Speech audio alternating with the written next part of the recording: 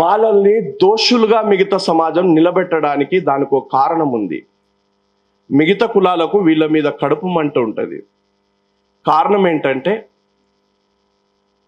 మాలోడు గ్రామంలో స్వయం గౌరవంగా, ఇంకో భాషలో చెప్పాలంటే ఆత్మగౌరవంగా బ్రతుకుతాడు. ఆయనకు ఒక్క డ్రెస్ ఉన్నా రాత్రి ఉతుక్కొని ప్రొద్దున ఐరన్ చేసుకొని చాలా శుభ్రంగా ఉండడానికి ప్రయత్నం చేస్తాడు. ఇతడు ఈ పేటెంట్ భూస్వామ్య కులాలకు అయ్యా దూరా అని సరెండర్ కాడు. కాబట్టి ఈ పాలక పెత్తందారి సోకాల్డ్ అగ్రవర్ణ కులాలకు వీళ్ళ మీద ఒక వ్యతిరేకత నిర్మాణమై ఉంది. కాబట్టి మాలల మీద విషం గక్కుతా ఉన్నారు. వీళ్ళు సామాజిక న్యాయం గురించి మాట్లాడే మేధావులట. ఇక సభల పేరు సంఘీభావం, మేధావుల సంఘీభావం. దాన్ని నాకు టైటిల్ ఇయ్యమంటే రాజ్యాంగ ద్రోహుల సంఘీభావం, వెధవల సంఘీభావం అని పెడుతుండే నేను. ఈ దేశం ఎంత ప్రమాదకరమైన స్థాయిలో నెట్టేయబడిందంటే సంపదను సృష్టించడంలో ఈ ప్రపంచంలోని 26% వరిని భారతదేశం పండిస్తుంది. ఈ ప్రపంచంలోని 25% పప్పు ధాన్యాలను భారతదేశం పండిస్తుంది. ఈ ప్రపంచంలోనే భారతదేశం 22% గోధుమల్ని పండిస్తుంది. ఈ ప్రపంచంలో 90 మిలియన్ టన్నుల పాలను ఉత్పన్నం చేసి భారతదేశం 2వ స్థానంలో ఉంటుంది. అటువంటి దేశంలో పౌష్టికాహార లేమితో ప్రతి సంవత్సరం సుమారు 25 లక్షల మంది పిల్లలు మరణిస్తున్నారు. దీని మీద మాట్లాడరు.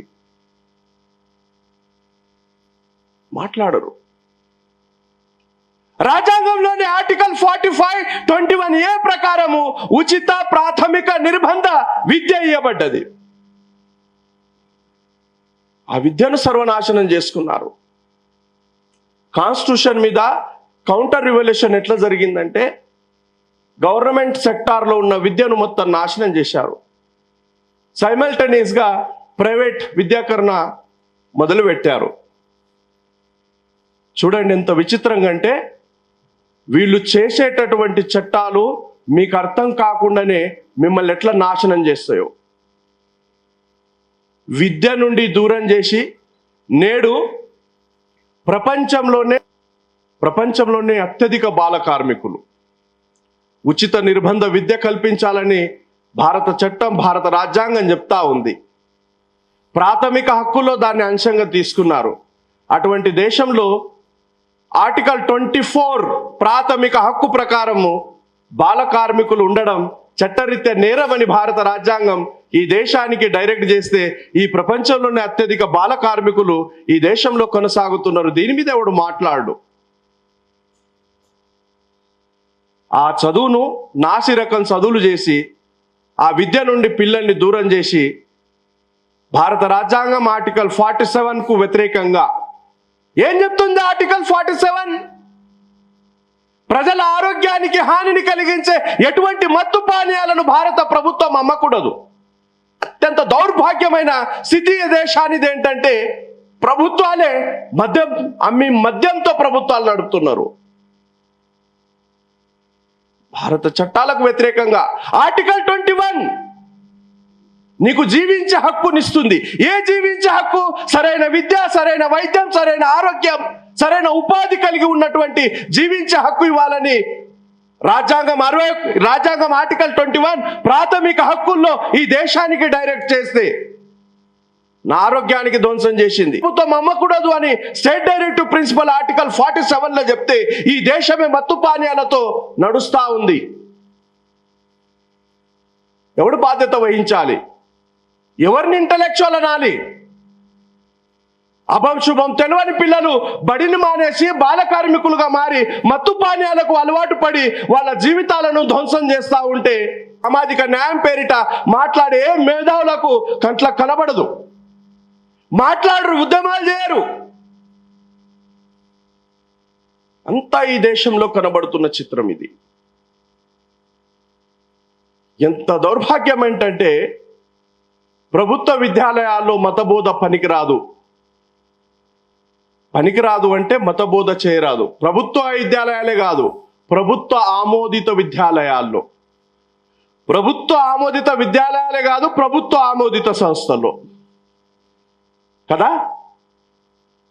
ఈరోజు ప్రైవేట్ విద్యాలయాల్లో శుభ్రంగా పూజలు చేస్తున్నారు, దేవుళ్ళ ఫోటోలు పెడుతున్నారు, పిల్లాడికి ప్రేర్లనే సరస్వతి నమస్తుభ్యం అంటున్నారు, ఆర్టికల్ 28 ఉల్లంఘిస్తున్నారు. నేనేమంటున్నానంటే, మత స్వేచ్ఛ నీకు భారత రాజ్యాంగం ఇచ్చిన హక్కు. నువ్వు ఏ మతానన్నా పాటించు. ఈ దేశంలో ఎవరి మతం పట్ల ఎవరికి కూడా ప్రాబ్లం లేదు. మతం అనేది ఇంట్లో ఉండాలా, నువ్వు బయటకు వచ్చిన తర్వాత దేశ చట్టాల ప్రకారం, రాజ్యాంగ చట్టాల ప్రకారం కొనసాగాల. ఎడ్యుకేషన్ దూరం చేస్తున్నారు, మత్తు పానీయాలకు అలవాటు చేస్తున్నారు, బాల కార్మికులుగా మారుస్తున్నారు. మత్తు పానీయాలు అమ్మి, మీకు విషయం చెప్తా, అత్యంత సీరియస్ విషయం ఇది.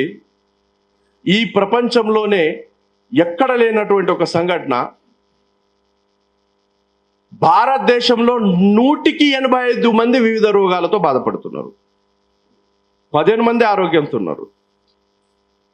సరైన విద్య, సరైన వైద్యం, సరైన ఆరోగ్యం, సరైన ఉపాధిని కల్పించే జీవించే హక్కు కావాలి అని ప్రాథమిక హక్కు ఆర్టికల్ 21లో చెప్తే, సరైన వైద్యం లేదు, సరైన ఆరోగ్యం లేదు, వైద్యం ప్రైవేటీకరణ, అందులో దోపిడీ, చిన్న జబ్బు అయితే ఆపరేషన్లు,